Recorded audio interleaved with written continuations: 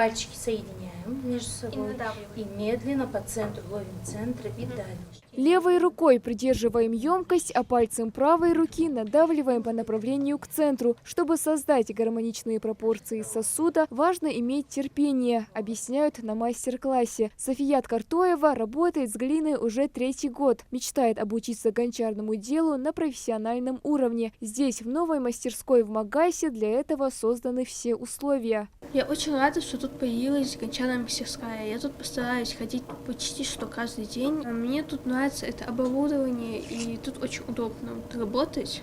И даже тут очень уютно. Идея открыть гончарную мастерскую появилась у молодого предпринимателя Беслана Атигова. Парень сам посвятил всю свою жизнь этому интересному ремеслу. С его изделиями из глины знакомы многие жители республики. Посуда, вазы, украшения и не только. Теперь цель Беслана – обучить своим навыкам других, возродить старинные техники и традиции. Пару лет назад мы с братьями копали траншеи, и мы там нашли остатки древних кувшин, и мне стало более интересно это все. Я начал этим увлекаться, спрашивать, и у меня получилось в 2019 году поехать на обучение. Я там обучился и научился делать изделия. Потом я дальше продолжил обучаться, и в прошлом году я написал проект, выиграл проект, и милости Всевышнего у меня получилось открыть мастерскую. Гончарный круг, глина, формовочные инструменты, глиняная печь, глазурь и красители. Здесь есть все для создания оригинальных керамических изделий. Каждый желающий может познакомиться с древним ремеслом гончарства под руководством опытных мастеров.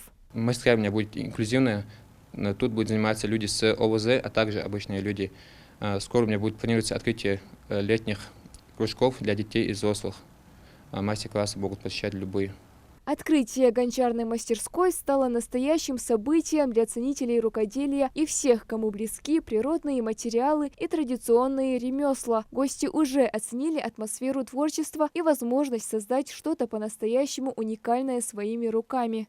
Гончарное мастерство многие любят в нашей республике, но, к сожалению, у многих также не получается обучиться этому мастерству. Думаю, открытие мастерской в Магасе, то есть в столице, положительно повлияет на развитие. То есть люди будут приходить, люди разных возрастов, начиная детьми и заканчивая взрослыми, и потихоньку учиться этому интересному делу. Основатель мастерской утверждает, это только начало. В дальнейшем планируется расширить площадь помещения, также закупить современное оборудование и необходимый материал, чтобы желающих заниматься древним ремеслом было как можно больше. Малика Измайлова, Султан Булгучев, Магас 24.